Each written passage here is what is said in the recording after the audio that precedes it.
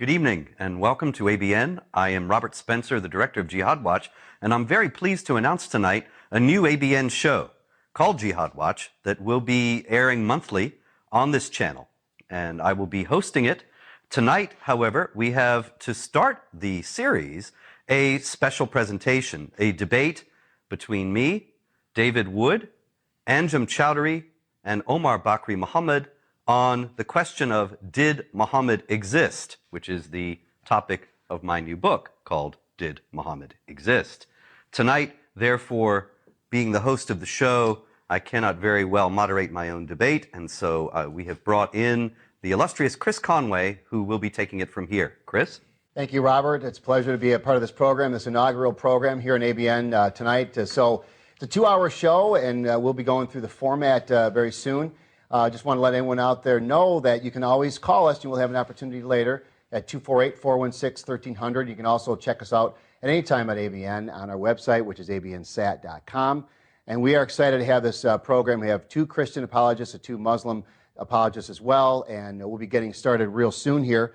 We're going to go ahead and we're going to start the clock. At this point, we're going to have our opening statement given by our Muslims, and that is Omar Bakri and Anjem Choudary, and they'll have 8 minutes combined. So they have, each of them have an opportunity to take up that 8-minute time period. And what we will do, we'll keep track of the clock as we have done in other programs like this nature.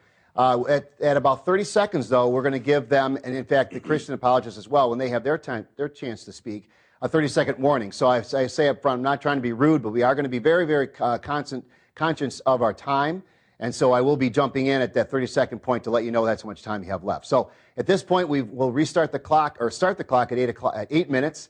And gentlemen, Anjem and Omar, you can start right now. If you can hear me. Yes, hello, begin inshallah. Hello. Yes. You can make your opening statement right now, sir. Okay. My opening statement is the question you are really, risen. I have something more than that. Did Noah ever exist? Did Abraham never ever exist? Did Jesus ever exist? Did Moses ever exist? It's not about only the question about did Muhammad ever exist? Did your brain ever exist? So I don't know really the questions you are trying to really push. If there is really ever exist. For me, this is, I can answer it so easy by saying the Quran exist. I can myself read it. I can go through all its pages, and I can prove beyond doubt that no man can make a chapter like the Quran. So where does Quran come from?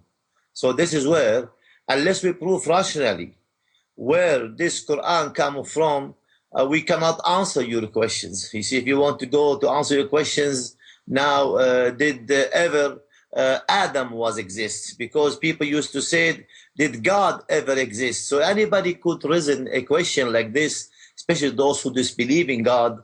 They do so, and even now, those who claim to believe in God, they try to put doubt in the mind of the people. Typical followers of the shaitans, whoever really, who always want to put doubt in the mind of the people. But for me, as a Muslim who carry Islam as an intellectual and rational belief, not as a blind faith, the way you carry, the way you try yourself really to present yourself all the time.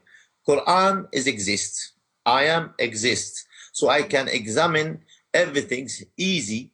For me, the Quran said in chapter of Al-Baqarah, chapter number 2, verse 23, God said, وَإِن كُنْتُمْ فِي رَيْبٍ مِمَّا نَزَّلْنَا عَلَى عَبْدِنَا فَأْتُوا بِسُورَةٍ مِّن مِثْلِهِ. If you go doubt what we revealed to our servant, do one chapter similar. وَادْعُوا شُهَدَاءَكُم مِّن دُونِ اللَّهِ إِن كُنتُمْ صَادِقِينَ, and call all your friends, all your supporters from the man and the jinn, and even for everybody's, if you are speaking the truth. وَإِن لَمْ تَفْعَلُوا وَلَنْ تَفْعَلُوا. You will never be able to do it. So no one can do one chapter similar. For me, that is challenge for my own rational thinking, for my own existence. So why that Quran, which is so simple, has been really revealed to the Messenger Muhammad in the time of the Arab, where they themselves really speak, they have no civilization except their own ability to speak Arabic properly, their ability and their own talent to be able to speak in a poetic way. And no one of them was able to bring one chapter similar. Non-Arab, they don't speak Arabic.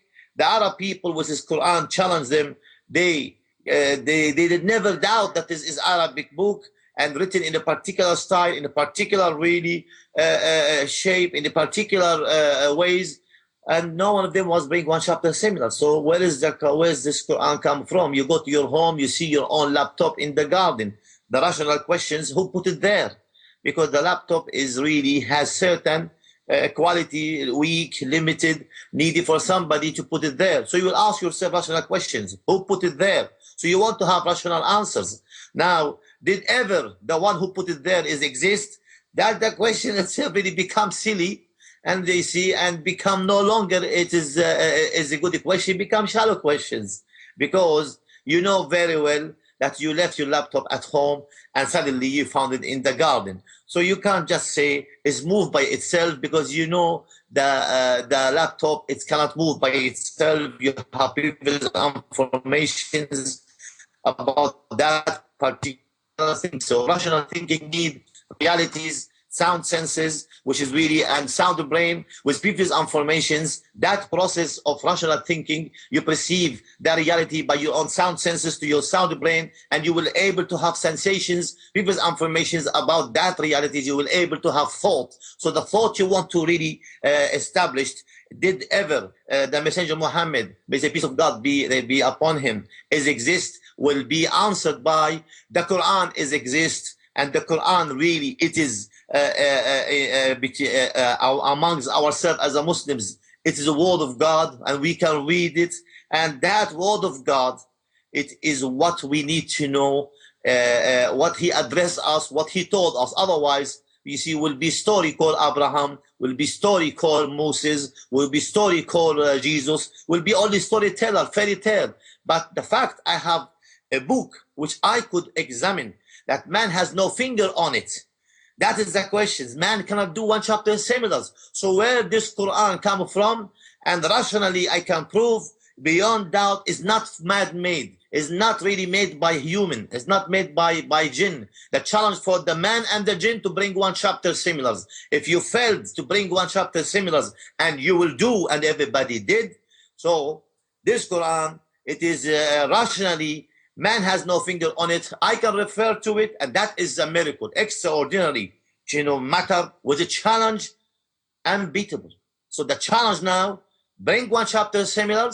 If you cannot, and you will not, as God said in chapter of Al-Baqarah, chapter 2, verse 23 and 24, then you see, believe in God or wait to go to hellfire. So it's up to you, and if you want to take the challenge or not. So I don't know how much time I have, but that is really will be my opening, and I will leave to my brother Anjem if you want to add anything. Yes, Jazakallah khair, Sheikh. And let me just add a little bit, inshallah, to the beautiful words of Sheikh Omar Bakri Muhammad in his beautiful statement. Bismillah ar-Rahman ar-Rahim. This is a debate today about whether or not Muhammad sallallahu alayhi wasallam existed. And we are not surprised, in fact, as Muslims, that the Christians will try to bring this question. And I suppose Robert Spencer is hoping that some Muslims will begin to doubt, in fact, the existence of the Messenger Muhammad sallallahu alayhi wasallam, or try to stop the tsunami of conversions, in fact, to Islam across the whole of Europe and in America. And they are very worried, obviously, for the Sharia as well to be implemented one day in their own country. So with all of these, if you like, threats to their own existence and the implementation of the Sharia to remove their own system, I can understand why this kind of book would be written in this atmosphere. But the first thing I would like to say is that if you are going to judge the Quran and the Sunnah, the sayings and actions and the consent of the Messenger Muhammad sallallahu alaihi wasallam on the basis of the preservation of the text of what Isa alayhi salam or Jesus said, then I'm not surprised that you will have this kind of question. Because when we look at what was revealed to the messenger Jesus or Isa alayhi salam, we can see in fact that his words were not written down contemporaneously. Anjem, This is in fact not the case.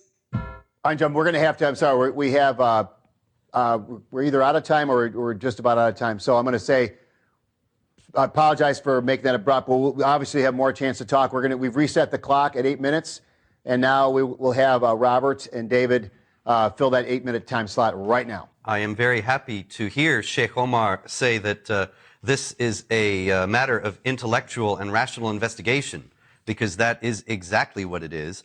This is a historical question. It was interesting that he noted that people are asking or should ask, or perhaps he thought it was absurd that they should ask if Jesus existed or Moses existed, but actually people have been asking that for centuries and investigating Judaism and Christianity historically. Some have done so fairly, some unfairly, but the investigation has never destroyed or even threatened Judaism and Christianity. And so there's no reason why this should threaten any believing Muslim. It's a matter for historical investigation. Islam, like Christianity, is a historical faith that ought to be susceptible to rational and intellectual historical investigation. Now, the primary argument that Sheikh Omar advanced was that the Quran itself is a miracle, and that no one can produce, as the Quran itself challenges them to do, a surah like it. Now, actually, this, of course, is a completely subjective measurement. What constitutes something to be like it? I might think that somebody could produce a surah like it, and you would say, no, it's not like it at all. Or you would say, oh, that is like it. And I would say, no, it's nothing like it. Actually, you can go to surahlikeit.com on the internet and find quite a few surahs like it.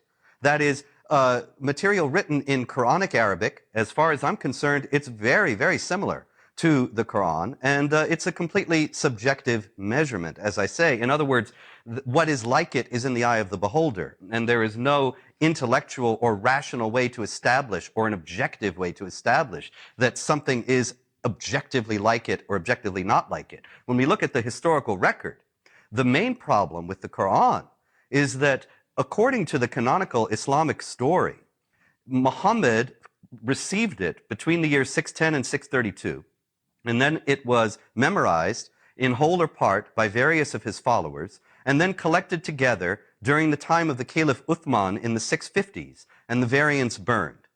And so we can understand that between the 630s and the 650s, Muslims are supposed to have had the Quran in whole or part, and there were many people who were Hafiz who had memorized the entire Quran. And then by the 650s, the Quran was completely codified and distributed to all the Muslim provinces.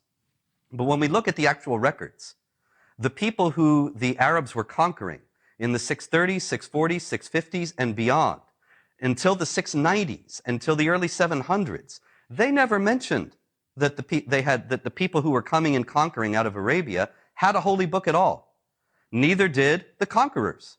There is no mention of the Quran in the first 60 years or more after the Quran is supposed to have been written. Now, this is remarkable because the Quran is supposed to have been the impetus for those very conquests. In other words, the words of the Quran fight against the unbelievers, strive hard against the unbelievers, make the unbelievers submit and pay the jizya with willing submission and feel themselves subdued. This was supposed to be the energizing force behind these conquests. And yet, neither the conquerors nor the conquered people ever mention this book. And then when they do, Sheikh Omar mentioned Surah Al-Baqarah, the second chapter of the Quran. And some of the earliest attestations, some of the earliest mentions of the Quran that still exist come from the early 8th century, not in the 7th century at all. And they say these people, they have these new holy books that they claim come from Allah, and they have the Quran, and they have Surah Al-Baqarah. Now, it's very remarkable to identify a chapter of a book as if it were a separate book, but it strongly suggests that the book itself was not collected in its final form, even at the beginning of the 8th century.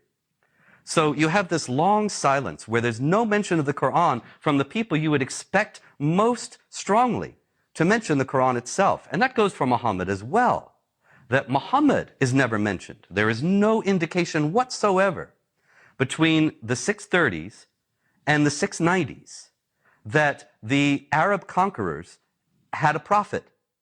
They never mention him. Now, you would think their fundamental driving force, the Uswa Hasana, the perfect man, the excellent example of conduct, and they never mention him?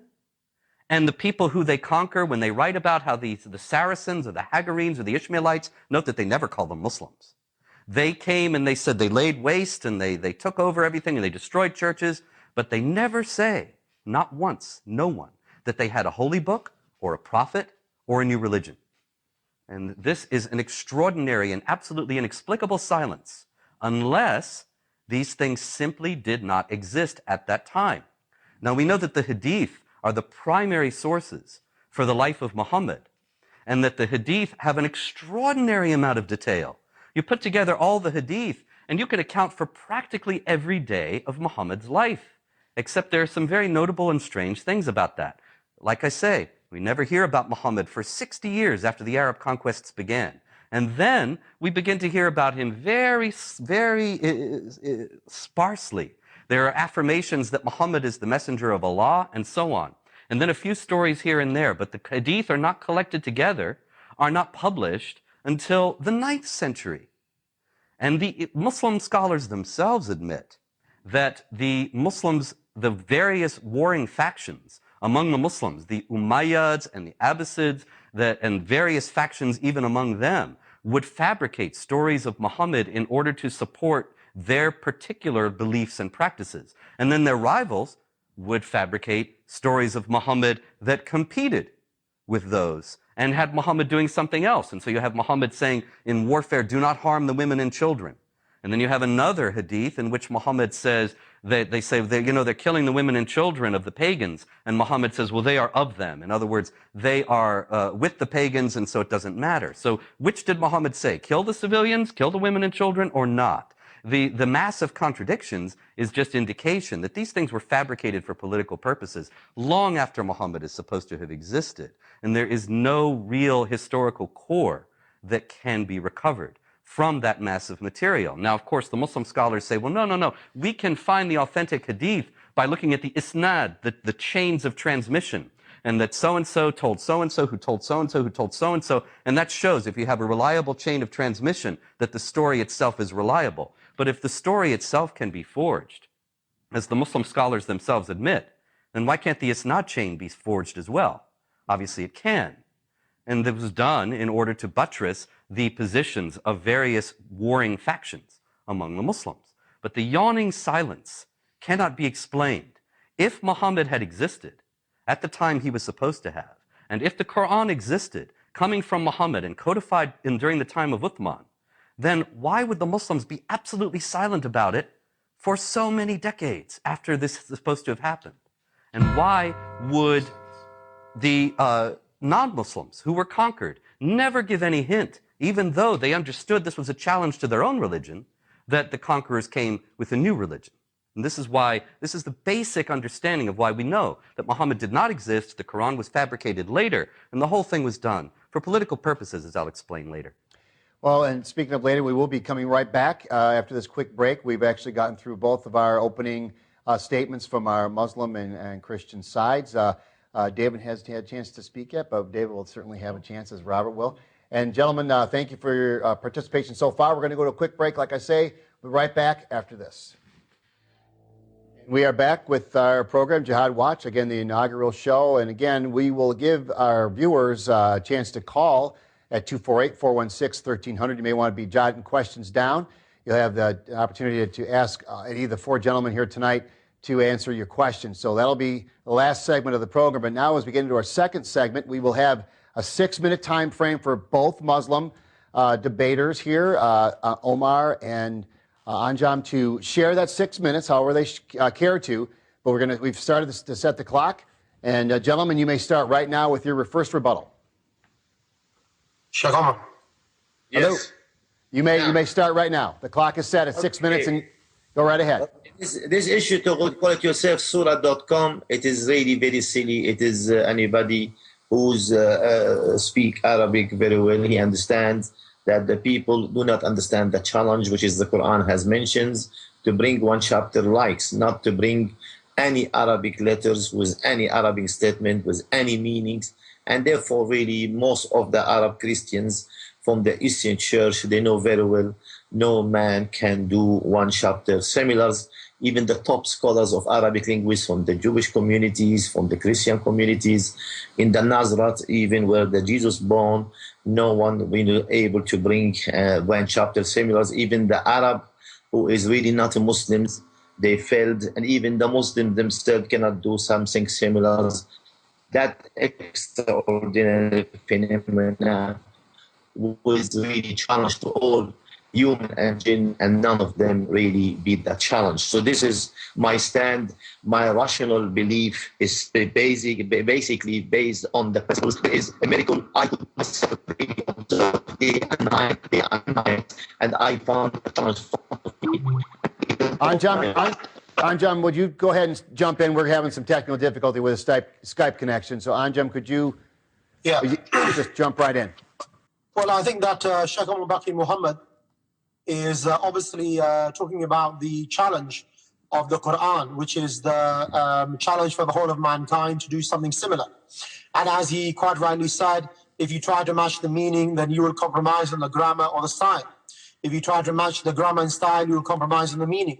So certainly the Quran is a challenge there for the whole of mankind. If people can do a chapter similar, then that is the challenge. And that is the reason why Islam is still the fastest growing ideology and religion in the world today. Now, what I would say in relation to what Robert Spencer was saying concerning the hadith, he's completely misrepresented the science of hadith. In fact, there are about 39 different sciences in ulumul hadith, the sciences of hadith, dealing with the chain, ilmul riwaya, ilmul diraya, dealing with the text. And basically, it is the most meticulous verification of the statements and the actions and the consent of the Messenger Muhammad sallallahu alaihi wasallam. In fact, I would venture to suggest the most meticulous verification of anyone's statement in the history of mankind.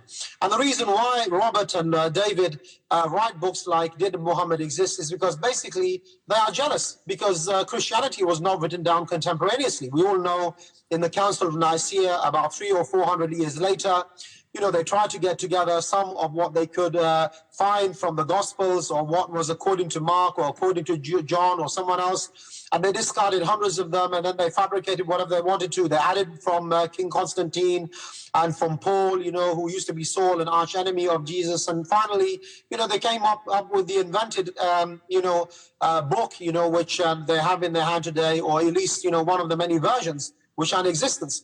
You see, unlike this, the Quran is unique. There's only one Quran, and the fact that it is unique is proved, in fact, that with 1.5 billion or 2 billion Muslims in the world, nobody has another version of the Quran.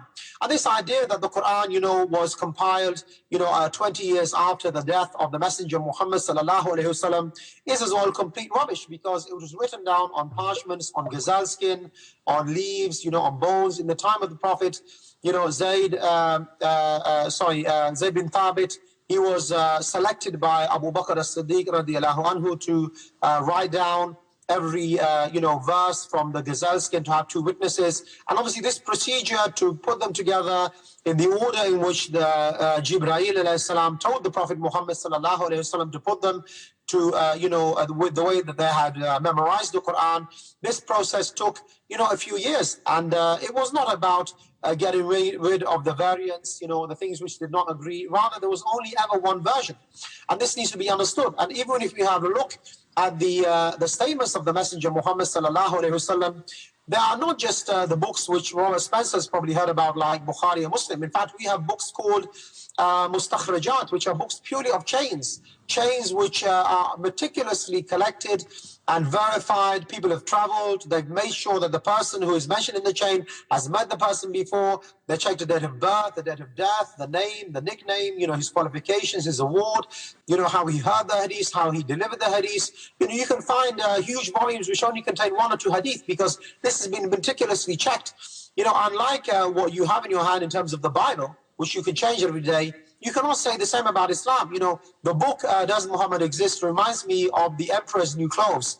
Robert Spencer may think that he's wearing clothes, but for the rest of the world, he's completely naked. And we're not going to be confused by, this charade of academia and the fact that, he's suddenly written a book Yeah, I mean, what's the next book going to be, Robert? Does Anjem Choudary exist, or does your own parents exist? I mean, this is completely absurd. The question, is something which people would like 30 to seconds. pose, but at the end of the day, it's complete rubbish, really, as far as I can, as far as we are so concerned as Muslims. And I remember when Robert Spencer, he tweeted me the other day. I said to him, which I still say now to him and to other people who want to read this book, sanity is indeed a great blessing from Allah for all of us. Robert, we still invite you to Islam, accept the truth, and forget this absurd question, does Muhammad exist? Because really, it's not even a question, because it doesn't it doesn't have an answer for. Okay, Anjem, thank you. Good pick up there from the little technical difficulty we had with Omar Bakri, and you filled a good part of that 6 minutes. We thank you for that. At this point, we're going to turn it over to David and Robert for their 6 minutes, and it starts right now. All right. Thank you, Chris, and thank you, Anjem and Sheikh Omar. We obviously have many differences, but I respect you gentlemen for at least standing up for what you believe and engaging in debate. As for your claim that this is an absurd question, to question whether Muhammad existed, I happen to disagree completely. Now, just to put the cards on the table, I happen to believe that Muhammad existed. Obviously not as you believe Muhammad existed, but I do believe there was some kind of historical figure about Muhammad, but I don't believe you could ever defend his existence. I believe that I might be able to, and Robert and I are going to have our own debate on that maybe later this week. But I'm certainly willing to put your methodology to the test tonight to see what you can prove. Now, for our viewers, when historians approach a question like the existence of some ancient figure, they don't just assume, well, it's absurd to question that. No, they're looking for evidence.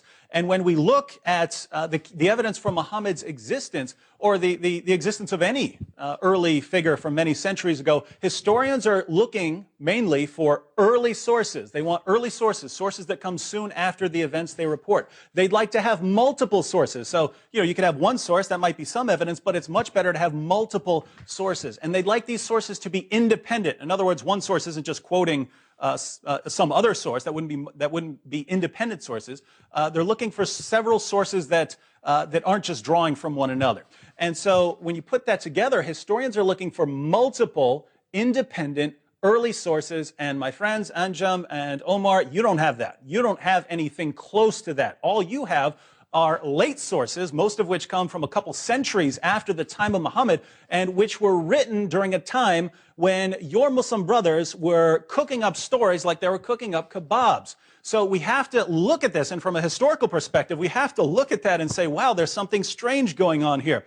So the real problem that you have, the central problem that you have with your knowledge of Muhammad is that as time goes on, your knowledge of Muhammad seems to increase. And that's the opposite of the way things normally go. Normally, the people who know the most about someone are the people who are there, and then the next generation doesn't know as much because they only know what that earlier generation recorded. And then the next generation and the following generations, they can't know more than that first generation.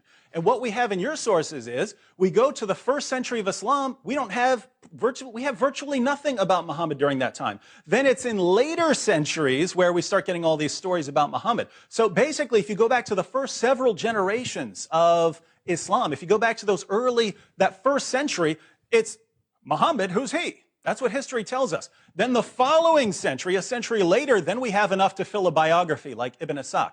And then the following century after that, then we start having multiple, massive, multi-volume collections of ahadith. So now what you have is your knowledge of Muhammad is rapidly expanding, and that's the opposite of what we would expect if Muhammad were this historical figure that you believe in. If you were correct, if your hypothesis, if your view were correct, what would we expect? We'd expect at least many mentions of Muhammad during the first century when Muslims were going out conquering and so on, but that's not what we have.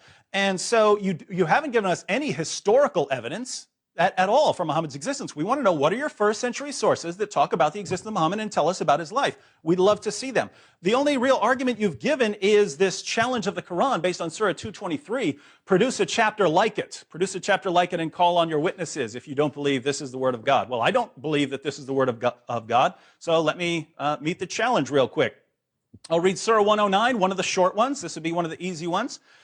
Say, O unbelievers, I do not serve that which you serve, nor do you serve him whom I serve, nor am I going to serve that which you serve, nor are you going to serve him whom I serve.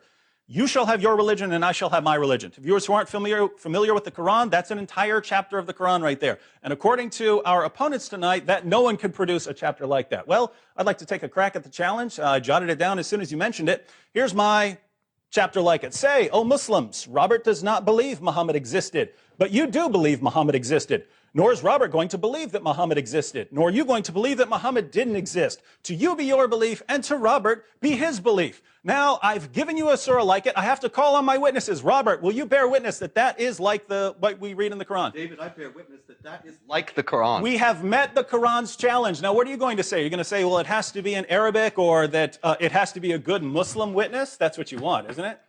That's what you want. It has to be a good Muslim witness. And that's why this challenge is absolutely absurd. You're saying, here's our challenge, and we have to agree. We have to agree on it. Well, fine. I'll say it. You have to agree with me. You have to bring me a chapter that I agree could not be surpassed by anyone. And until you do, the Quran is false. It's a book of Satan or something like that. And you have to bring me something that I agree with to prove me wrong. So it's an absurd challenge. Robert already pointed that out. Now, Anjem referred to the meticulous verification process of the hadith. What was the purpose, Anjem, for this meticulous verification process? The reason for it was there were so many, literally hundreds of thousands of false stories about Muhammad going around. Someone tried to come up with a method. Now, why is this methodology absurd? For those of you who don't understand the Quran, I mean the hadith, the isnad criticism method, it's I got it from so-and-so, who got it from so-and-so, got it from so-and-so, got it from so-and-so. And if we like all the names on that list and we think they're all good Muslims, well, then we conclude that it's a reliable hadith. And why is that? Why is that absurd? Because I could write down an isnad right now, going back to Ibn Abbas, and show you that my hadith is a correct one. I'm going to come up with a hadith for you, Anjem. Okay, David. Thank you very much. Gentlemen, that's a good rebuttal there. We have 6 minutes have passed now. We have another 6 minutes. We reset the clock. Anjem and Omar, you can go ahead and start anytime. You see, I think I was hearing, you see, what he's saying, you know, for the last maybe few minutes. We have a bit of an echo. You can hear me. Omar, we have a bit of an echo, so perhaps we could try to correct that. And choosing Noble Talk. Yes, I can hear you, no problem. Let me explain things. You see, it's easy for you to talk in subjective way till the morning. But the questions, the stick of Moses, that his own sign of his miracle, does not exist. We don't have it today. Where is the stick of Moses? Where is the one which is Jesus? He touched and he become. You see, he rise from his graves. Where is the fire of Abraham? Where is the flood of Noah? So I'm talking about all those miracles which is really has been performed by God, which is really proven that the messengers of God has been chosen by God, are not exist. But the miracles of the final messenger Muhammad, you see, exist. For me, is irrelevant now how he's been combined, how being transmitted, does the people write it in the time or not? All this is irrelevant, unimportant, insignificant for me. Wasting of time, you see, yourself talking about these issues. I got front of me a books, no one can do something similar. Obviously, what Robinson he tried to do, that he makes one chapter, Qul ya ayyuhal kafirun. I can say, oh Omar, I do not take what said. All this really is just pathetic, because he does not even speak it in Arabic. He speaks it in English. In English, he himself, it is not the same. So we're talking about, bring one chapters like قل يا أيها الكافرون لا أعبد ما تعبدون ولا أنتم عابدون ما أعبد ولا أنا عابد ما عبدتم ولا أنتم عابدون ما أعبد لكم دينكم ولي دين. Bring something similar in Arabic language, not to say to me, oh Omar, I do not really take what you take, you don't take. That is really pathetic and is very shallow. So plus, I'm telling you, Christians Arab never use your own argument. By the way, you people in the West, there's no prophet come to you. You really have no prophet. The only prophets and messengers are really come to you. It is really the final messengers. His followers come to you. Otherwise, even Jesus born in my own countries. You see, we have Jesus here in Nazareth. in Asham regions, Moses, Abraham, Jesus, Noah, all of them, Muhammad, in that area, in the Middle East and in the Arab Gulf countries. But in Europe, in America, you got Madonna and Michael Jacksons, and you got your own prophets, etc. So you got Obama. But the questions, don't argue with things really you do not understand or what you want to do. You got Quran exists. Go read it and go check it and bring challenge and beat the challenge. In the Quran, after I believe that no man has really finger on it, that's what make me believe in Abraham. What make me believe that Jesus was exist. What make me believe even that is Noah was exist or Adam and Eve was exist. So because it is in the Quran, has mentioned to me the chapter Muhammad. You see, and that's called Surah Muhammad, has mentioned to me Muhammadun Rasulullah. So for me, I don't want to go to all these historical things because, as you said, it's subjective, and some people will say it does not exist, some people say it exist, but that Quran is exist, and that Quran is a challenge all mankind and the jinn like you, even those who have really speak Arabic, Christians and good Arabic teachers, Jews, mean the Jewish communities and the Arab and the Christian communities. No one said what you said. So they are just like, they are listening to you, and they are really know the Arami, what called radios and televisions are a bunch of people who are just fabricating stories. Now, what you said now there's nobody marry woman on the age or marry girls or marry children. Now there's all this story you was attacking Muslim for years about it, that you said Muhammad he married to young daughters or to baby. Does not exist. Mean what? Mean everything you try to fabricate about him was he fabricate stories about person is fictions. So you can see even from your own argument you show the contradictions. You make yourself really a laughing stock in front of everybody's by just bringing the ideas that did he ever exist? Yes, indeed he exists, and the proof for that is Al-Quran. You did not beat the challenge. You just really try to say to fool the people who are listen to you. Even if I want to say it myself in Arabic, in other way, to maintain the meanings. قُلْ يَا أَيُّهَا الْكَافِرُونَ. Say Muhammad, O kafirs. Bring me another wording. Say Muhammad, O kafir in Arabic. قُلْ يَا أَيُّهَا الْكَافِرُونَ. What do you want to use? You cannot use any Arab words. But give me any other Arabic text, I can do something similar. Any Arabic books, I can do something similar. Any stories in Arabic, I can do something similar. I can maintain the grammars, the meanings, the forms, the style, but no way for any chapter in the Quran. And try get help from your own Christian friends in Lebanon or in Syria or in Damascus. They will say the same things. So take it or leave it. Okay. Well, we're going to go ahead and we have one last 6-minute segment here, another rebuttal number 2 from our Christian gentleman here, and we've reset the clock. Go right ahead. Okay, in the first place, I'd like to speak up as a Melkite Christian in defense of the Christian Arabs. Actually, at the website that I referenced earlier, suralikeit.com, the challenge to produce a surah like it is taken up in flawless Quranic Arabic, and any Arabic speaker, however fluent, can see it and can read it and can hear how the music of it, the rhythm of it, the sound of it is very much like that of the Quran. But again, this is a subjective measurement. And I will say it's like it all night long, and Sheikh Omar and Anjem will say, no, it's not like it at all. And that just shows that the whole exercise is useless. There is no way that anybody could produce anything that would ever satisfy this challenge, because that is, it's built in to be self-refuting. They will never accept that anything is like it, and then they can't bring that forth as some kind of proof. Now, Anjem said, since the gentlemen on the other side of this debate are basing their whole argument on the Quran, let's talk about the Quran. Anjem said nobody has another version of the Quran. Apparently he's forgotten that while the primary version out of Cairo that was printed in 1924, from which most Qurans are taken nowadays, that is from the Hafs manuscript tradition. But there is another manuscript tradition that is accepted by Muslims, mainly in Western and Northwest Africa, and that's the Warsh tradition. And there are very small but significant differences between the two. For example, in Quran chapter 2, verse 125, the Hafs text has Allah commanding the Muslims, take the station of Abraham as a place of prayer. But the Warsh tradition does not have the imperative in that, and it says, they have taken the station of Abraham as a place of prayer. Now you might say, well, that's a small difference, it doesn't matter. Well, actually, any tiny difference matters, because Anjem said there's no variation in the text of the Quran. There are no variants, but the Muslims themselves have variants.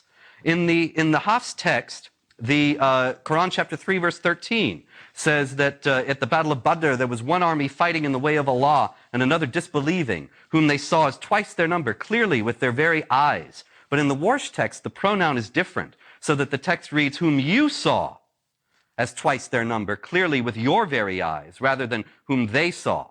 And in the Hafs Quran, chapter 3, verse 146, says, and with how many a prophet have there been a number of devoted men who fought? But the Warsh asks a very different question. It says, with how many a prophet have there been a number of devoted men who were killed? Not who fought, but who were killed. Small variations? Certainly. Do they change the meaning or the doctrine of Islam or anything of that kind? Of course not. But the whole Muslim argument here is that the Quran is miraculous, has no variants. Actually, there are very many variants. He also mentioned, Anjem mentioned Zayd ibn Thabit, who is supposed to have collected the Quran together. Now, Islam teaches, there are many hadith that say that Zayd himself was a hafiz, that is, somebody who had memorized the entire Quran text. And yet, he said that when he was asked by Umar and later by Uthman to collect the Quran together, he originally did not want to, and he felt like it was the worst job that he'd been given. It was a terrible burden. Now look, if he was a hafiz, why couldn't he have just sat down and written it out? Why did he have to go around asking people what it said? And then there's a tradition in which Khuzaimah gave him the last two verses of Surah At-Tawbah, the 9th chapter of the Quran, which would have been lost if Khuzaimah hadn't popped up at this right moment. And also, there's another tradition of an old man who, toward the end of his life, he reminisced and he said, we used to recite a surah which resembled in length and severity Surah At-Tawbah, but it was lost. And so the collection itself, even according to Islamic tradition, was very haphazard. And here again, it was very late. If we have people saying that the various chapters of the Quran were existing along with the Quran, then clearly they were not collected together as an individual book at that time, and this is 50, 60 years after they were supposed to have been collected. Also, there's a very telling thing. Even though, according to Islamic tradition, Anjem just denied it, but actually it's well attested in Islamic tradition that Uthman in the 650s collected the various manuscripts together, collected the various people together who had memorized portions of it, codified the text, burned the variants, distributed the result. But Abd al-Malik, the caliph in the 690s, said that he collected the Quran in another Muslim tradition. Now, you have two choices about that. You can say that Uthman collected the Quran and the Muslims had it for 40 years, and Abd al-Malik was crazy or something when he said this. It makes much more sense if Abd al-Malik actually did collect the Quran together or begin to bring together the materials that became the Quran, and then in order to give his work authority and authenticity and to foster its acceptance among his people, he said, oh, this is something that's 40, 50 years old. Uthman actually did this. And that would account for the variant traditions. But otherwise, there's really no explanation as to why. But there's so many traditions, as I outline in the book, of Abd al-Malik in the 690s collecting the Quran together, and his lieutenant in Iraq, Hajjaj ibn Yusuf, originating various Muslim practices that are now taken for granted as being Quranic, but they actually started in the 690s, 60 years after Muhammad is supposed to have died. There's no explanation for that if Muhammad actually lived. We have 30 seconds. Do you want to jump in here, or would you? We're going to head, unless you make, I guess, 30 seconds and counting. I'll just read a quotation really quick to agree with Robert. This is from Ibn Umar. You certainly should respect Ibn Umar, Abu Ubaid's Kitab Fadl al-Quran. Let none of you say, I have learned the whole of the Quran, for how does he know what the whole of it is when much of it has disappeared? Let him rather say, I have learned what remains thereof. So we have one story from Anjem, another from Ibn Umar, a companion of Muhammad. Who are we going to believe here? At this point, we're going to let you think about that out there watching on this program tonight, and we're going to go to a quick break. We'll be right back after this. And we're back with Jihad Watch. We're now going into our crossfire section. Each side will have an opportunity to share 4 minutes, 4 minutes, 4 minutes, 4 minutes of the topic. And that topic, again, is, did Muhammad exist? So at this point, we're going to start the clock here For our Muslim debaters, share the time how you wish. The 4-minute time clock has started. Go right ahead. Anytime, I'm not sure if you hear. Okay. Did Muhammad ever exist? Indeed, with certainty, he exists. God said so in the Quran. Did Adam ever exist? Indeed, Adam exists. God said so in the Quran. Did you see Eve and Noah, Abraham, Jesus, Moses exist? Because God said so in the Quran. So what make Muslims believe that Jesus exists? What make Muslims believe in Moses and Jesus? The fact is mentioned in the Quran. Zayd bin Thabit radiyallahu ta'ala anhu, whether he doesn't want to write it or he write it, whether he himself recorded or did not record it, irrelevant and insignificant. Because for me, what make me believe rationally beyond doubt about all the galaxy or all the universe was exist, the fact really, the Quran said so. So that universe, that stars, that everything, something I can really perceive by my own sound senses. Easy to say the sun is there and Robinson is there. But we speak about issue in the past. He said is subjective. Everything is subjective. Everything it could be. But what we have, miracle is exist. And no one can do something similar. Whatever he try, whatever he plays, whatever he said, surah.com is funny.com. Or what we want to say, what make people believe in all those previous messengers and prophets and nations. The fact, the Quran, for us as a Muslims, ask any Muslims, they believe in the existence of Moses. He said, yes. Well, the Quran said so. Not because really just what you think that Muhammad said so in the Sunnah. Even the Sunnah, the Prophet sayings and the Prophet Muhammad action and consent. Why we believe in all this? Because the Quran said so. Every single text, every single hadith, it is really has its own roots, origins in the Quran. That is the miraculous things. Remember, the Quran has revealed in 23 years and written in a particular way, which is really not the same way has been revealed. If you look to the orders of the chapters, that's the way God asked Gabriel to teach Muhammad to memorize it in this order, not in the order how the verses has been revealed. Yet, how could the Quran, which came all one, you see, in one night, the night of power, yet mentions event which is going to happen in 23 years in the life of the Prophet Muhammad and his companions before he has companions, before he has believers on him. So I think, focus with me on one thing. The Quran, it is miracle, is a challenge for your existence and for my existence. So therefore, either beat that challenge or accept it and accept whatever comes on it. And because I accept rationally the argument beyond doubt, this book of God, man, got no finger on it. There's no one chapter of the Quran could match really with any other things you could mention and produce. But the whole hadith of the Prophet Muhammad does not match with one chapter of the Quran. The 400,000 hadith of what the Prophet Muhammad has said and even transmit to us does not match with one chapter of the Quran. Remember, the Arab was illiterate. They never read, they never write. Even the Prophet Muhammad said, don't write down what I say. 30 seconds. Write only what God said. And that's why they don't want to record it. It's miracle. Quran is miracles. You see, that is what we believe in, and that's what proven that all those nations and messengers was exist, and with certainty beyond doubt, Muhammad is the messenger of Allah and the final messengers to the whole mankind. Okay, thank you, Sheikh Omar. We will continue this rapid exchange in our crossfire section here. The clock has been reset to 4 minutes, and gentlemen, go right ahead.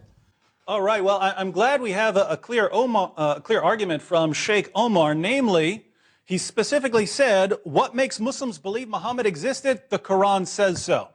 They don't believe in Muhammad's existence because of any historical evidence. They don't believe in Muhammad's existence from archaeology. They believe in Muhammad because the Quran says so. Well, that's grand, but the Quran also says Alexander the Great, Dul Qarnayn, traveled so far west, he found the place where the sun sets, and he found the sun setting in a pool of murky water. You believe that because the Quran says it? The Quran says that stars are missiles that God uses to shoot demons when they try to sneak into heaven. Do you believe stars are missiles that God uses to shoot demons because the Quran says so? The Quran says that semen is produced between the backbone and the ribs. Do you believe that because the Quran says so? You just throw out all medical evidence that we could ever believe in because the Quran says so? So what reason is that for anyone to believe in Muhammad when the Quran is so full of constant errors? Why would we believe anything it says? Going back to this challenge, because it's the only argument we've really been given is, for the Quran, why we should take the Quran seriously, is that supposedly no one can produce a chapter like what we find in the Quran. I already did that, and I'd just like to say a few more words about why this challenge is so absurd. I invite Sheikh Omar and Anjem to write a symphony like those of Mozart. I want to see it. I'll give you a year. I'll give you a year to write a symphony like that of Mozart. If you don't do it, you have to admit that Mozart is the inspired music of God. And on top of that, I want you to write a play like Shakespeare's Romeo and Juliet. If you can't do it, you have to admit that Shakespeare was a prophet. And we could do this all day long if we're just going to be entirely subjective. I'll give you a rap. If you other rappers can't write rhymes like mine, you have to admit that mine are divine. Now, Robert, can you produce a rap like that? I can't. And neither can Anjem. And you know what? You can try. You can get Eminem. You can get P. Diddy. You can get anyone you want. But Robert and I are going to be the judges of this contest. And I assure you, you will fail. Not all of you put together in the entire world. All the rappers in the universe will be able to put together a rhyme like that. And we will judge the contest, by the way. So beyond this, think about the argument, right? No one can put words in this order. It's the same. It would work equally well in English or in Arabic. What is a verse of the Quran in English? It's a series of words, one after another, arranged to convey some kind of meaning. What is it in Arabic? It's a series of words put in some order to convey some kind of meaning. The Muslim argument is no one in the world except God could put these words in this order. What sense does that make? Human beings can put words in any order they want. There is no arrangement of words you could put together that a human being could not put together. There is no arrangement of words God could put together that a human being could not put together. What sense does that make? It makes absolutely none. And the fact that that's your entire argument should tell our viewers something. You have no case for Muhammad's existence. And as I said earlier, I believe I can make a case for Muhammad's existence, but you can't. We've asked, what's your first century evidence? We have none. What's your argument? Well, the Quran says so. The Quran, which says all kinds of things that are demonstrably false. And the only other thing we heard from Anjem is that there's only one version of the Quran, and here again, he totally contradicts his own Muslim sources. There's never been any different version of the Quran. That was the entire purpose of Uthman's recension, was all the different versions of the Quran that were circulating. Ibn Masud, whom Muhammad, your prophet, said, if you want to learn the Quran, you learn it from 4, and Ibn Masud was first on the list. According to Ibn Masud, Surah 1, Surah 113, and Surah 114 are not supposed to be in the Quran. Ibn Masud's Quran was different. Ubay ibn Ka'b's Quran was different. And yet you tell us one version and totally contradict everything we know about history? It's a pattern with you, isn't it, Anjem and Omar? Rejecting everything we know from history. Thank you, David. Thank you, gentlemen. We will continue now. We've reset the clock. Another rapid exchange here, 4 minutes. Anjem and Sheikh Omar. Right ahead.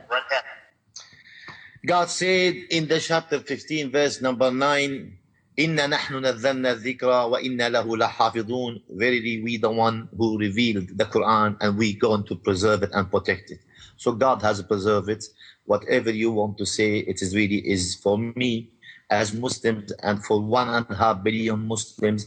Quran is no one, there's no man made, and no even man put his finger on it, not even the messenger Muhammad, may the peace of God be upon him. He wrote down any verse of the Quran. So all this, it is for us, because we believe rationally in that miracle called Al-Quran. Miracle is a challenge. Nobody can beat it. That is with miracle, extraordinary phenomena. Arabs never read, never write, but they speak Arabic so good.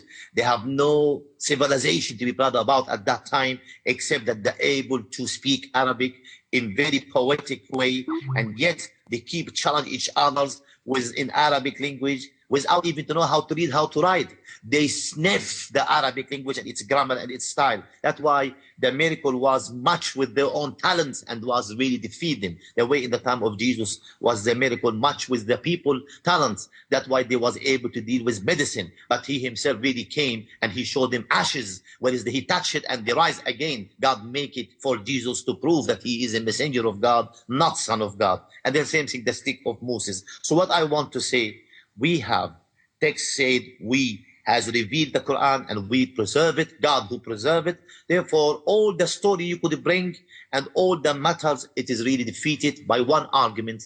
Quran is really no one, no man, no jinn, no human can do something similar. And to say to me, can you repeat so and so? You see, yes, you see, irrelevant for me to repeat what you said because the challenge comes from God.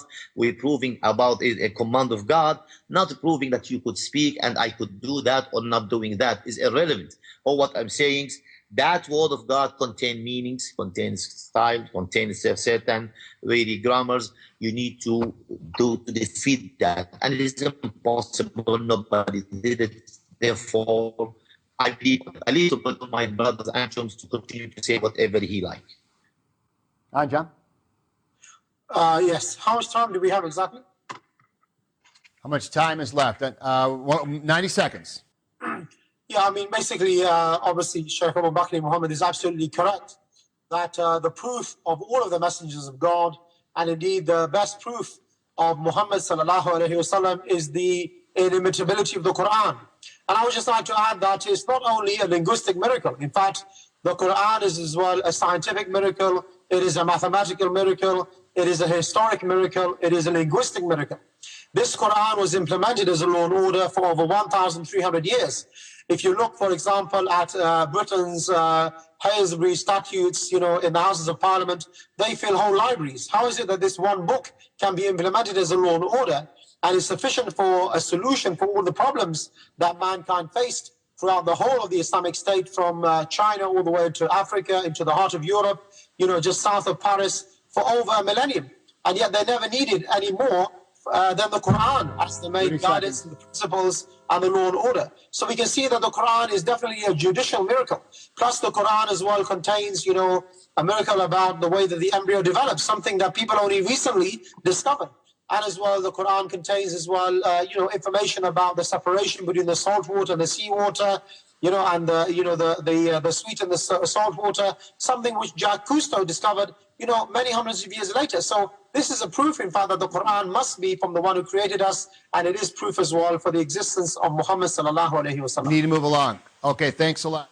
One last 4-minute segment, gentlemen. The clock has been reset. Go right ahead. First off, I have to say that I believe people knew the difference between fresh water and salt water before Jacques Cousteau, and independently of the Quran.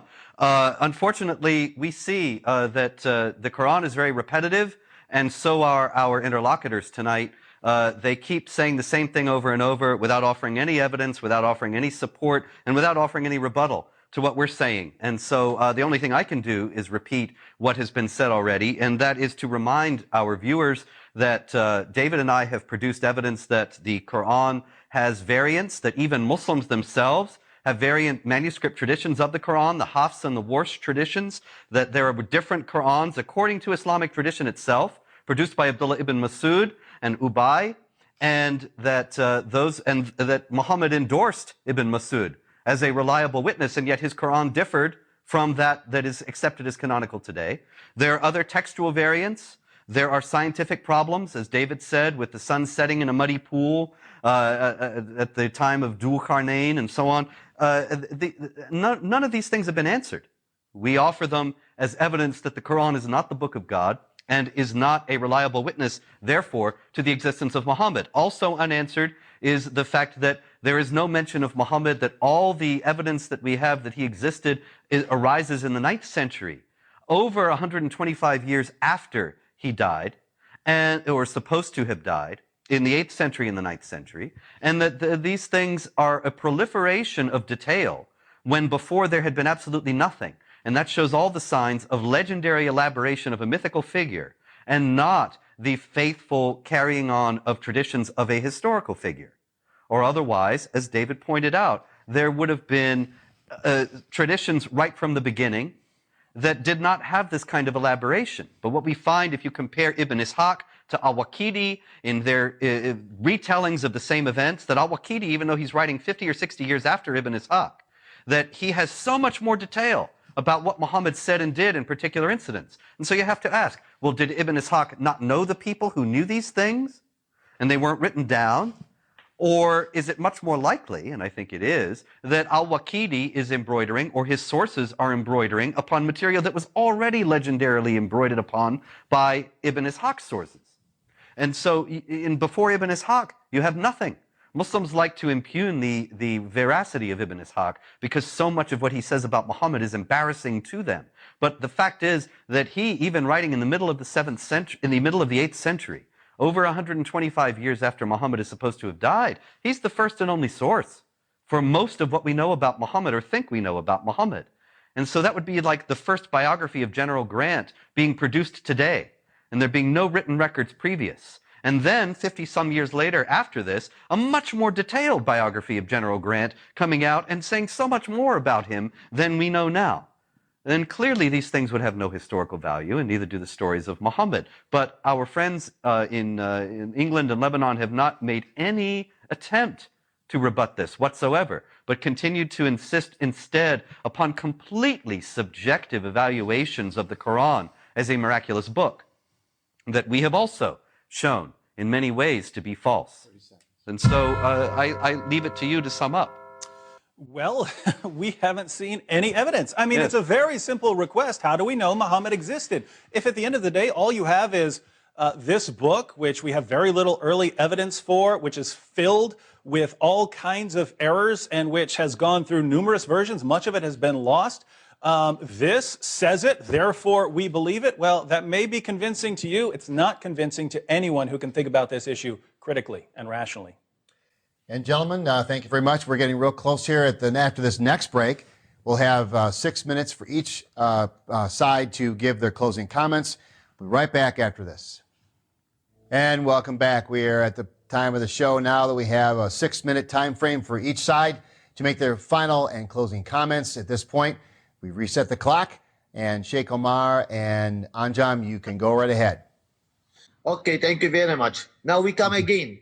He's speaking about there's a lot of error in the Quran, there's a lot of mistake. He could claim whatever he like, but we know rationally it is a book which is man has no finger on it, and mentioned in chapter Fussilat verse 42, لا يأتيه الباطل من بين يديه ولا من خلفه تنزيل من حكيم حميد. There is no false, there is no error, there's no mistake in this book. Even in the time 1400 years ago, where the Prophet Muhammad, may the peace of God be upon him, mentioned a lot of things going to happen. That's, you see, things the Prophet prophesied, all it happened. Even nowadays, we see a lot of things has been proven that what the Prophet Muhammad said was correct. Even at that time, he has no science, no technology, no fax machine, no text machine, no Facebooks, no Twitters. So take it or leave it. The challenge is there. All you are talking about science. Quran is not book of science. Quran is the word of God. The science is subjective to many errors.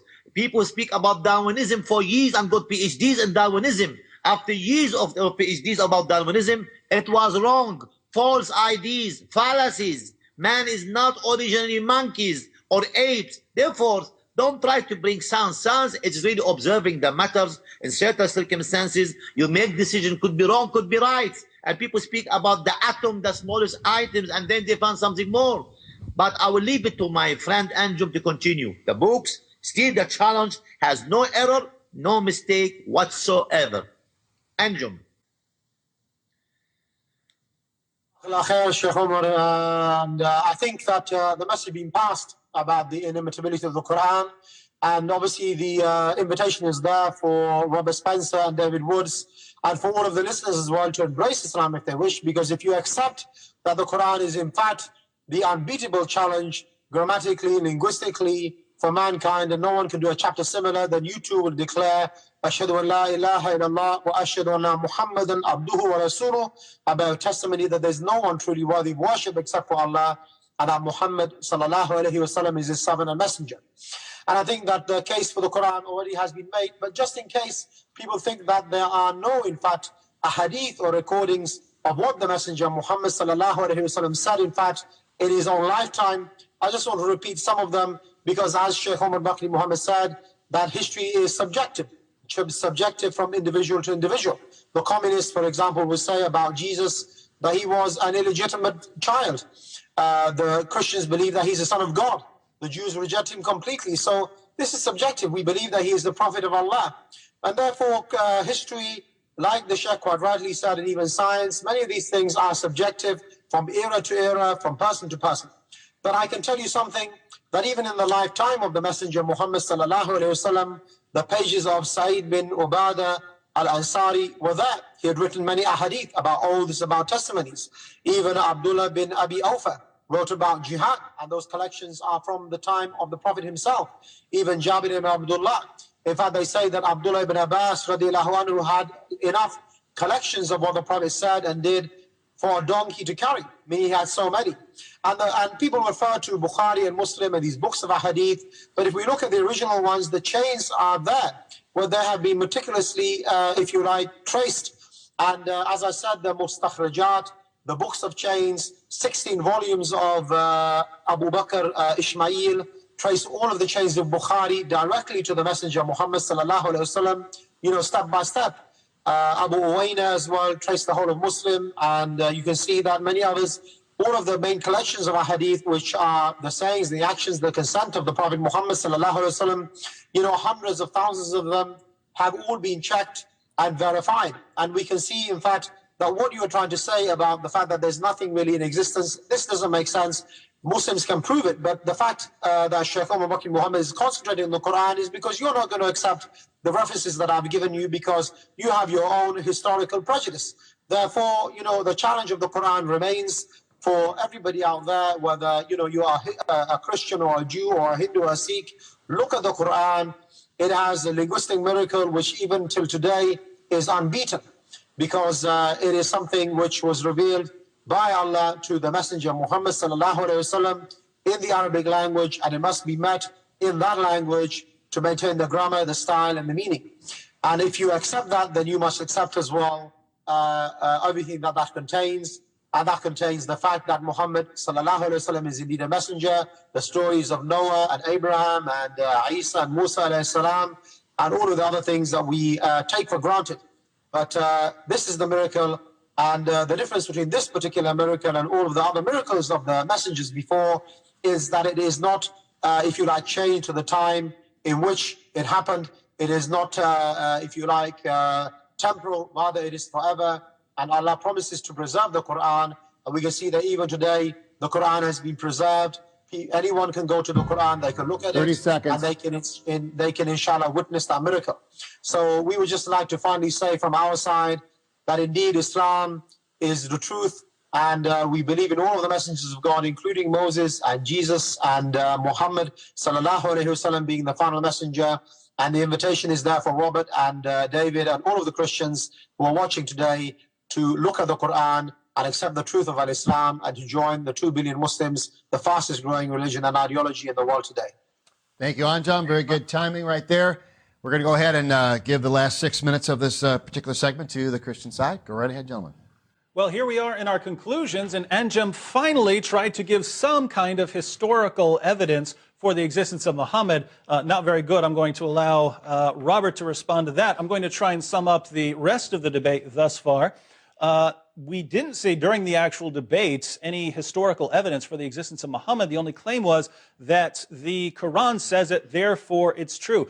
So it couldn't defend Muhammad's existence historically, and the only defense of the Quran was entirely circular. How do we know that the Quran is the Word of God? Because there's no error in it. Well, what about all these scientific errors we can point out? Well, those aren't really errors. How do you know? Because the Quran says that there are no errors. And how do you know that's because the Quran is the Word of God? It's entirely circular. And let's look at one more circular argument that's been given to us. We gave evidence from your Muslim sources that the Quran has not been perfectly preserved. What was the response? It has to be perfectly preserved because the Quran says so. So the Quran's the word of God. Why? Because it's been perfectly preserved. What about all this evidence? Well, all that evidence must be wrong. Why? Because the Quran says that it's been perfectly preserved. Circular, classic example of circular reasoning. Now, think about this, because now your entire case is just self-destructed. Sahih Muslim, number 2286. Abu Musa, companion of Muhammad, says that the Muslim community forgot 2 entire surahs because they didn't recite it enough. And he says, we used to recite a surah which resembled in length and severity to Surah Barat.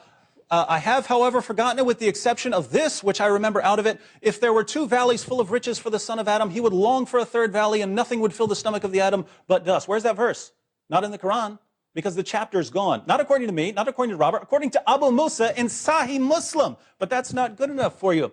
What about Aisha? Do you believe Aisha? Aisha said in Abu Ubaid's Kitab, Fadl al-Quran, Surat al-Azab used to be recited in the time of the Prophet with 200 verses. But when Uthman wrote out the codices, he was unable to procure more of it than there is in it today. 200 verses in there, according to Aisha. How many are left today? 66. 2/3 of the entire chapter were gone because Uthman couldn't find the rest of it. And the coup de grace here. Sunan ibn Majah, part of Sahih Sitta, number 1944. It was narrated that Aisha said, the verse of stoning and of breastfeeding an adult 10 times was revealed, and the paper was with me under my pillow. When the messenger of Allah died, we were preoccupied with his death, and a tame sheep came in and ate it. Where are those verses, Anjem and Omar? They're not in the Quran. Aisha says they're supposed to be in the Quran. What happened to them? Aisha had the only copy, and a sheep ate it. You quote Surah 15, verse 9, and tell us the Quran says Allah will protect it, and Allah could not protect your Quran from a sheep. Why in the world would I ever believe that he could protect the rest of it? No reason whatsoever. But if you tell me all of these passages are wrong because they say the Quran's been corrupted, then you just told me that all of your historical sources are wrong, in which case we're right back to the central problem. We have no historical evidence. You've just thrown out all of your main authorities and sources. Thank you. And as far as the evidence that Anjem did present, he was talking about these volumes and volumes of the chains of transmitters that have supposedly established the authenticity of the hadith in Bukhari and Muslim and Ibn Majah, the ones that David was just quoting. And so you, by yourself, your own testimony, are attesting to the authenticity of these hadiths. But in any case, obviously, as I said before, the chains themselves can be forged as the hadiths themselves have been forged. We know that Bukhari, according to Islamic tradition, collected 300,000 accounts of Muhammad's words and deeds, and from those he sifted out 3,000 that he considered authentic, which meant that 297,000 traditions of Muhammad were forged by Bukhari's own admission. And you're telling me that, no, the chains of transmitters, that could never be forged, when you have this incredible forging industry, forging hundreds of thousands of stories of Muhammad, and nobody ever thought, wait a minute, we could get people to believe this is authentic if we forge a real good chain of transmitters to go with it. That never happened, of course. That couldn't have happened. It's all ridiculous. As you yourself said, Anjem, it's historical prejudice, but the historical prejudice is all on your side, not on ours. And as far as historical prejudice goes, I wanted to close. I don't know if you can see this. It's a coin that was minted in the Arab empires in the 680s. And it's on page 44 of the book, Did Muhammad Exist? So I don't know if we can see that here tonight, but you can get the book and see it. It's a coin and it says Muhammad on it. And on the other side, there's a picture of a ruler with a cross. Now we know that Islam hates the cross. We know that in Islam, Jesus is supposed to be a Muslim prophet who will come back and break all the crosses. We know the Quran says they did not kill or crucify him. So why is the Arab Empire minting coins that say Muhammad and they have a cross on them?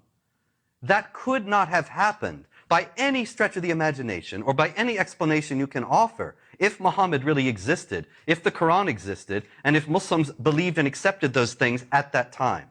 There is just no way. Now, this is hard evidence. This coin exists, unlike Muhammad. This coin can be seen. And I have other coins in the book that are the same way. This is something that is absolutely inexplicable according to the canonical Islamic story of the origins of Islam. Because, as you yourself would testify, the cross, by your view, is an abomination. Why are Muslims putting crosses on their coins with Muhammad's name on them, if the story of the origins of Islam is true? It's not true. Muhammad never existed, and I believe we have established that tonight. Well, thank you, gentlemen. We have reached the point in our debate tonight that both sides have made their case. We will take a brief break. Just to let everyone out there, we've been talking about it all throughout this program. We welcome your calls at 248-416-1300. We actually have one caller already on hold, and we'll get to that after this break. But just go ahead and don't waste any more time. If you're listening, if you're watching, please give us a call. We'll give you an opportunity to ask either side your question. We'll want to move through this quickly, so make sure you know what your question is and who it's directed to. We'll have you state that question. That person will have an opportunity to respond, a 1-minute rebuttal, and then we'll go from there. So get those calls in at 248-416-1300, and we'll be right back after this break. And welcome back on this inaugural program of Jihad Watch. We do have a caller. We'll ask this caller to go ahead and make his question, say his question, and then direct it. And we have Manu on the phone. Yes. Hello, hello, Chris. Hello, Manu. How are you? Good, thank you. You're welcome. My question is towards the Christian team, Robert Spencer, David Wood. Okay. I want him to answer in a general term, why is their reasoning not unjust when they compare the hadith and sources of hadith that came 200 years after the Quran, when you contrast the Quran, which the compilation of the Quran came from the closest relative and friends of Prophet Muhammad, and they put their seal of approval on this document, and why is their reasoning not unjust when they compare the hadith that came 200 years later, and they put it in the same boat with the Quran, and they try to say that the hadith is saying some variant. For example, the Quran, the sources of the Quran are dozens and dozens of people, and they're all close relatives and friends of the Prophet Muhammad. But then the variant could be somebody from 50 years later. Why is their reasoning not unjust? Okay, thank you. 2 minutes. Okay. The problem with your question is that your understanding that the Quran is attested by close associates, relatives, and friends and followers of Muhammad is all based on Islamic tradition that was recorded 150 to 200 years later. There is no evidence from the time of Muhammad or the time Muhammad is supposed to have lived. There is absolutely no document from the 630s, 640s, 650s that says the close relatives and friends and associates of Muhammad are attesting to the Quran. There is no indication of that whatsoever. And as a matter of fact, there are very strange, telling, opposing traditions. For example, as I mentioned before, Abdul Malik in the 690s says, I'm afraid that I'm going to die during Ramadan. And people said, why do you think that? And he said, because I was born during Ramadan, I was weaned during Ramadan, I became caliph during Ramadan, and I collected the Quran during Ramadan. Now, why would anybody have invented such a tradition and put it into Abdul Malik's mouth if the Quran had already been collected 50 years before by Uthman? Why would anybody have originated such an idea that Abdul Malik had put the Quran together if the Quran had already been put together? It just makes no sense at all. One thing we can do that makes sense of the available evidence is to say Abdul Malik and his associate Hajjaj ibn Yusuf and others, they put together the Quran much later than it's supposed to have happened. They put it together out of existing Jewish and Christian and pagan sources, and then they retrojected it back to the time and started to originate those stories that Muhammad's friends and associates and companions attested to all of this. And then the traditions that David and I have adduced about all the variants and all the parts that were forgotten and lost, this was a result of the fact that the collection of it was haphazard. And people did have variants, and they had to explain, how is it that we had these variants? And they took that and put that back into the time of Muhammad as well, and said that it was because a sheep ate this, or because we forgot about that, or something, stories of these kind. And this was to reconcile these variant traditions. But there is, again, absolutely no evidence from the contemporaries of Muhammad that they actually put together the Quran or had it at that time. At this point, we're going to let our Muslim counterparts go ahead and you have 1 minute to respond to that question if you'd like. That answer. You see myself, I have really made it clear. I'm not going to go through all their own fabrications about error and mistake because that is easy for me to answer. In chapter of Al-Isra, verse 106, Allah says, وَقُرْآنًا فَرَقْنَاهُ لِتَقْرَأَهُ Anjem, we'll have to have you. Anjem, would you mind? We have some Skype issues again. Go ahead, Anjem. I think that basically what is being said here is more or less the same as what was said before.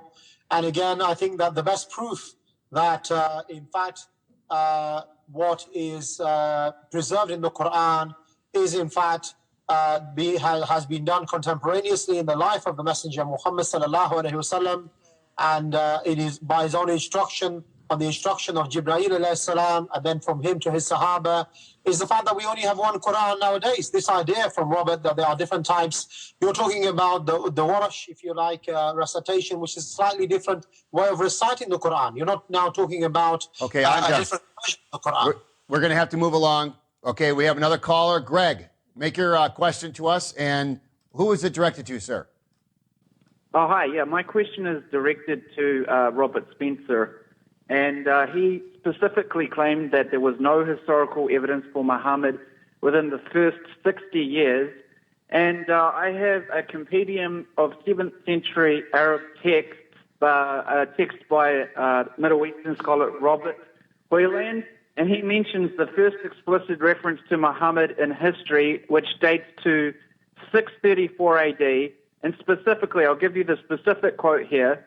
At the 9th hour, there was a battle between the Romans and the Arabs of Muhammad in Palestine, 12 miles east of Gaza. The Romans fled, leaving behind the patrician Brendan, whom the Arabs killed. Some 4,000 poor villagers of Palestine were killed there, Christians, Jews, and Samaritans. The Arabs ravaged the whole region. So my question for Robert Spencer is, if Muhammad is merely a title, praised one, for Jesus, then why are these Christians, supposedly the Arab Christians, are killing the Roman Christians? Is this not a genuine, explicit reference to Muhammad's existence in history? Thank you very much. Yes, thank you. Actually, the first thing that has to be said about that passage that you read, and I discuss it at some length in the book, is that Robert Hoyland, the source for whom that you use for this passage, he actually translates as Arabs a word that is tayyeye. The actual passage says that the tayyeye of Muhammad, MHMT, did all these things that you quote. It doesn't say Arabs. And this is significant because there is actually no use, no mention of Muslims or Arabs in any of the contemporary literature. Now, there is this MHMT. Now, you could say, well, that is obviously Muhammad, the Prophet of Islam.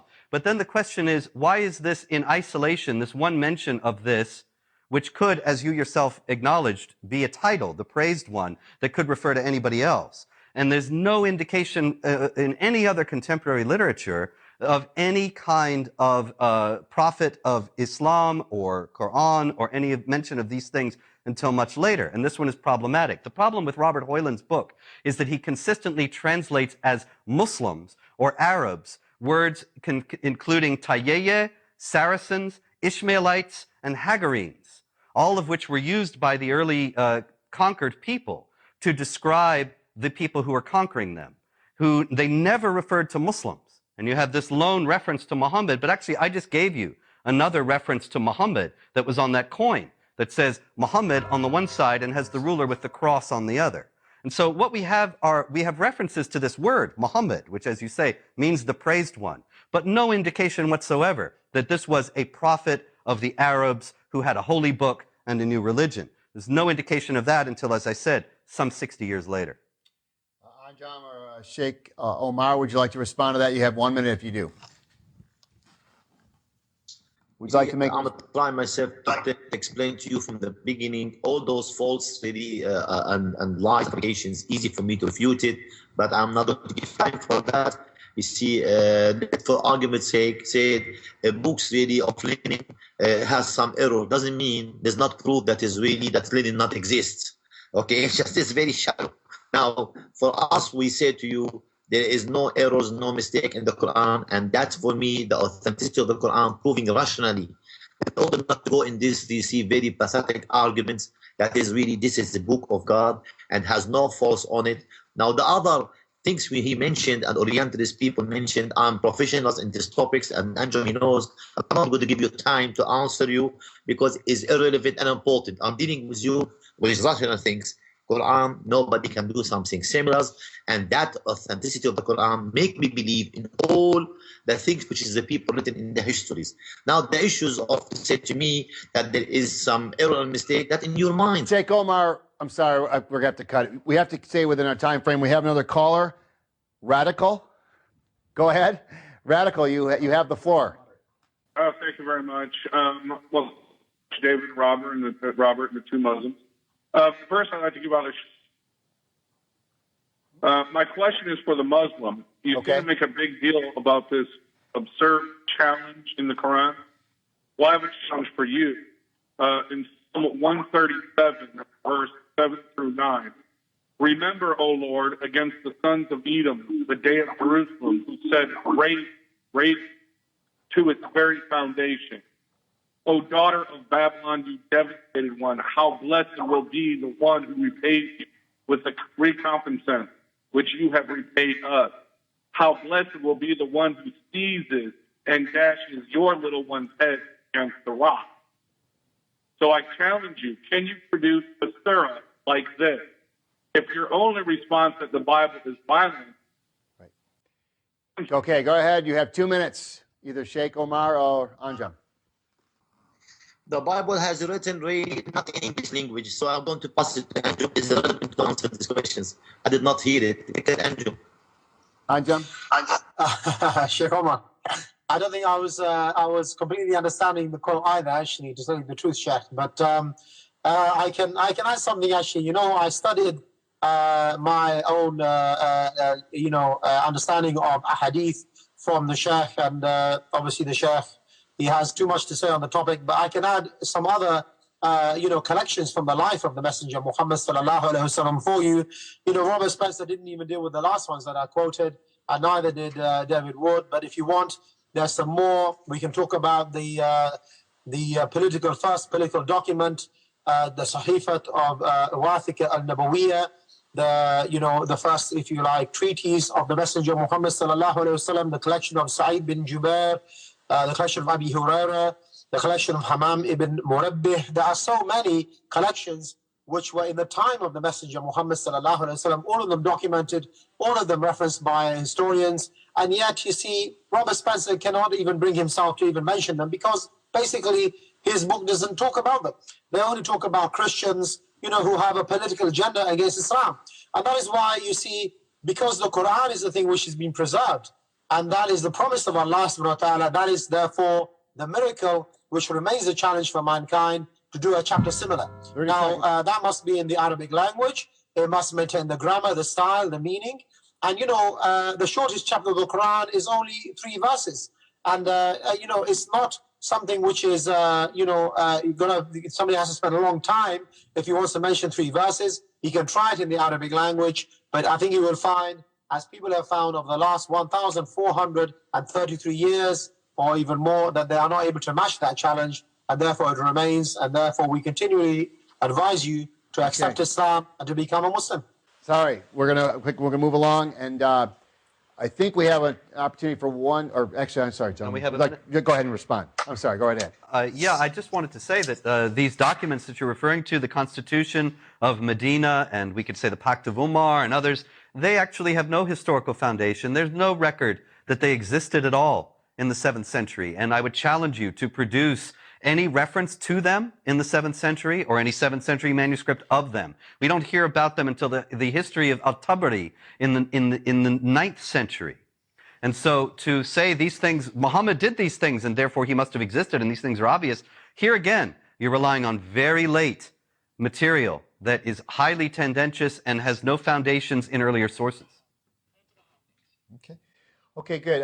We have Abraham next. Go ahead, Abraham, and just please, concise questions. We're running out of time. What is your question, sir, right now? Okay. Hi, my name is Adrian, not Abraham. Oh, I'm sorry. I I have a question to the Islam team about the challenge. They said you have to produce a surah that's live, but it also has to be in Arabic. And when somebody tried to do it in English, you look down on it like it's somehow less worthy. Could you please confirm for all the viewers that I've heard that many Islamists, many Muslims all over the world, they don't understand Arabic. They read the Quran in translation. Could you please confirm if that's true or not? And, you know, when you see these Muslims memorizing the Quran, a lot of them don't even know what the heck they're talking about. They memorize it like robots. All right. Let them answer the question. 2 minutes. 2 minutes, Anjem? Sheikh Omar. Can answer this question is easy, it's no problem. I don't speak English that good the way you speak English, but nobody said to me that is Shakespeare, he's able to speak English very good, that he's English, nobody can beat it. So the fact I don't know Arabic, it doesn't mean Arab who speak Arabic who are not Muslims really cannot really take that challenge. So for me, no one from the Arab, Christian or Jews or atheists or communists did one chapter similar. That is our argument. Where the Quran comes from, rationally, if you see something exists and no one claim it, you will say where it comes from, to whom it belongs to, etc. So what I'm talking about now, I don't want to go through all these historical things because the time is not really enough, and I will leave it to Anjem to answer if he got any other points. Anjem? You know, what I can add, in fact, to what I've said before is that, you know, I have watched, in fact, Robert Spencer doing an interview where he's promoting his book. And this idea of, like, you know, no one up until 125 years after the death of a prophet, you know, ever wrote anything. The first mention is after 60 years, 640 years. What Robert Spencer has actually done is he's chosen these arbitrary dates. You know, these dates, they don't have any significance. They don't have any kind of historical reference. The only reference they have is from the Orientalists, you know, among the Christians, who have as their main purpose to try to undermine Islam and to undermine the divine texts. The proof, in fact, that Islam is not going to be undermined is that it remains the fastest growing ideology in the world today. In Europe, you know, by their own standards, you know, the statisticians are saying that, you know, maybe in 30 or 40 years, the Muslims will be the majority in Europe. In fact, they are concerned that once again the Sharia will be implemented as it was before in Spain, in France, in parts of you know, Switzerland, Austria, you know, in Greece, in Rhodes, in Crete. You know, if Islam had no basis and the Messenger Muhammad sallallahu alaihi wasallam never existed, I think that Robert Spencer needs to Anjem, we are finished with the 2 minutes. We have 1 minute for each of the gentlemen here to respond. Well, Islam is rapidly growing, therefore it's true. Communism grew fast, you know, therefore communism is true. And suppose we shift the argument a little bit. The largest religion in the world, Christianity, therefore it's true. What kind of absurd argument is this? The only reason Muslims use these kind of arguments is because they have to, because they can't defend anything with serious argumentation. Now, our caller, to answer his question, actually hit the nail right on the head to say that God, as his evidence for Islam, gave an argument that only works if you happen to be trained in classical Arabic is insulting to God. It's degrading to God. It's saying he gave this argument and only a couple of people in the entire world can understand it. That's just plain silly. But if we want to go to actual Arabic scholars, Gerrit Puin is certainly an Arabic scholar. He said on average every fifth verse of the Quran is incoherent. It doesn't make any sense. But of course Anjem and Omar would say otherwise, but they can't exactly claim not to be biased, can they? Okay, we're going to go ahead and we have another caller. I believe it's Sam. Sam, just your question. What is it and who is it directed to? Okay, directed to the Christians. And on the Muslim side, they say that the Quran is perfectly preserved with confidence. I never hear any Christians say that the Bible is perfectly preserved. So if Christians do believe that the Bible is perfectly preserved, can you just please explain why? Great question. Thank you. Thank you. No, as Christians, if by perfect preservation you mean down to the letter, no variance at all in history, no, Christians don't believe that. I don't know any Christians who do believe that. But that's because we actually look at the evidence. We respect the evidence. If you put a manuscript in front of me and put another manuscript in front of me, and there's a word difference or something like that, then I say, okay, it hasn't been perfectly down to the letter preservation. But that's never been a Christian argument. We believe God inspired the Bible, but after that, if men are copying it down, if I could copy the Bible right now and make a mistake. So no, we don't have perfect down to the letter preservation, but neither do Muslims. Any book that's copied by human beings is going to be subject to error by scribes and so on. The difference between Christians and Muslims is we look at the manuscripts and we're honest with the evidence, and you can go into any Christian bookstore in this country and open it up and find critical editions that discuss the variants, which, by the way, are usually spelling differences, like spelling John with one N or two N's, things like that. But there are more significant differences, but we discuss them and we look at them and we examine them and we never deny the evidence. And you turn to Islam, you have all of the Muslim sources. I'm talking Sahih al-Bukhari, Sahih Muslim, the rest of Sahih Sitta, the Sirah literature, commentaries talking about all these differences, and you see from Sheikh Omar and Anjem, they don't exist. Well, here they are right in front of you. They don't exist.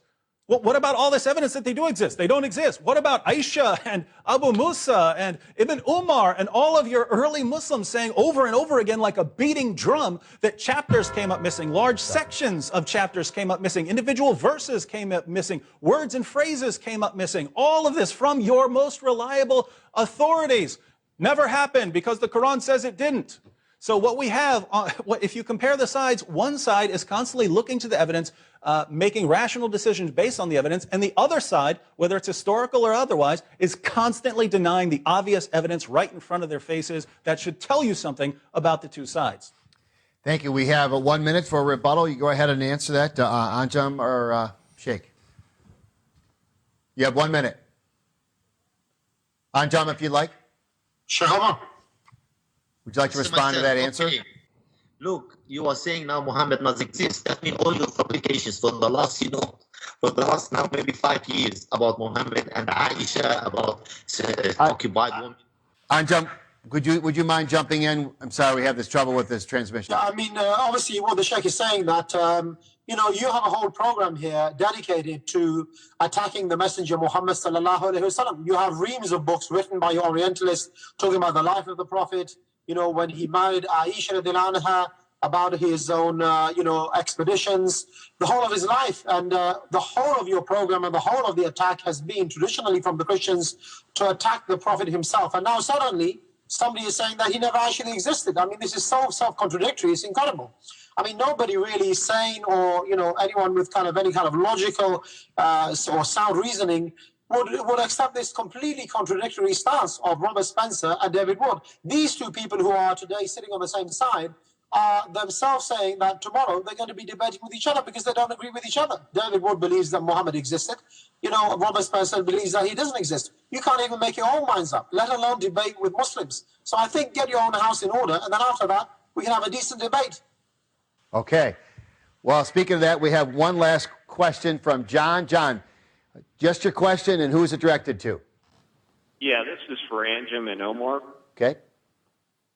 Given your argument tonight, if I do not know Arabic, do I have any objective reason to believe that Muhammad ever existed? Anjem. Question. Thank you. Anjem, would you like to answer? Let's see if we can get Sheikh Omar on the line.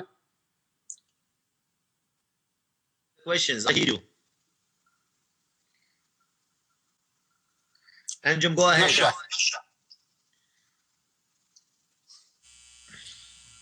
John, are you still with us? Could you ask that question again? I'll ask the question again. I said for Anjem and Omar, given your argument tonight, if I do not know Arabic, do I have any objective reason to believe that Muhammad ever existed? If I don't know Arabic, given your perfect Quran argument. Gentlemen. Yes, if you don't know Arabic, obviously you will never be able to taste the challenge and taste the miracle. because all what happened, you see, I don't know Arabic, but the Arab Christians, the Arab Jews, they know Arabic very well, better than the Arab Muslims, and yet they say to you, nobody can do one chapter similar, therefore, man has no finger on it. If I give you a cup of water, I put my finger on it, you'll never drink it. So you want to have something pure to drink it. And the same thing, I will leave it to Anjem to answer you if anything really remain, he want to answer. Anjem. To that even if you cannot speak Arabic, you can see from the Quran that there are so many things in the Quran which there's no way for someone in the 7th century to know. And as someone who studied medicine at one point, I can tell you the development of the embryo is something that people discovered recently. Yet if you have a look at Moore's anatomy, for example, a famous American doctor, he includes verses of the Quran. Because why? Because there's no way for someone to know that in the 7th century. That is something that people discovered recently, which is proof that he must have been divinely inspired. And I can go on about many verses of the Quran which agree with what we understand now, and which prove, in fact, that he must have been someone who received revelation, and therefore, this proves the authenticity of the Quran and as well the messengership of Muhammad sallallahu alaihi wasallam. Thank you. And we have one more minute here for the gentleman to respond to that answer. Yeah, I actually wanted to address something Anjem said a minute ago, that what we're saying is contradictory. I actually have written a biography of Muhammad earlier, The Truth About Muhammad, that's based on Ibn Ishaq and Ibn Sa'd and Bukhari and Muslim and the other early sources. And that is a representation of what the earliest sources say about Muhammad. And now in Did Muhammad Exist, I have examined the historical value of those sources and find them wanting. There's no contradiction in this at all. It's very important for non-Muslims to know what Muslims believe about Muhammad. And for example, that he did marry a 9-year-old, consummate a marriage with a 9-year-old when he was 54, and that this makes child marriage normative for Muslims and allowable for Muslims. Whether or not Muhammad actually existed or did this, this is something that's important to know, but there's no contradiction in this whatsoever. There is the distinction between what Muslims believe about Muhammad and then whether those things actually have any basis in fact at all. And now David can respond to the rest. Quickly. Well, I said as soon as I began speaking that I do believe Muhammad existed, but I don't believe Muslims can prove it because of the absurd methodologies that they would use. I think we've seen a very good example of that. The Quran says it, therefore Muhammad existed, when the Quran is filled with errors. I think we've seen this. Can I do better? That remains to be seen, but obviously I was right that Muslims cannot even prove Muhammad's existence. How can we ever believe in Islam? Well, gentlemen, we thank you, Sheikh Omar and also Anjem Choudary for your participation on the Muslim side, and of course, Robert Spencer and David Wood for being a part of this first inaugural program of Jihad Watch, a 2-hour program. It's flown right by.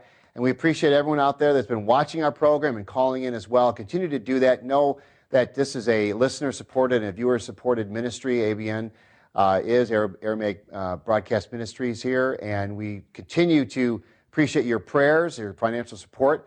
Continue to call us anytime at 248-416-1300 and check us out on the website at abnsat.com. Robert, your website for? Jihadwatch.org, Jihad watch.org. Updated many times daily with news and commentary about violent jihad, stealth jihad, jihad in the U.S., jihad around the world, what Anjem's doing, what Omar Bakri's doing, the whole deal. Jihad Watch. Okay. And David, would you like to how to contact you or your? My blog is answeringmuslims.com. I have a lot of debates there, a lot of resources there. Okay. Well, gentlemen, we appreciate everyone's participation today. Keep up the good work. We look forward to you next time. God bless you, and the debate continues, if I can say it right. Thank you so much.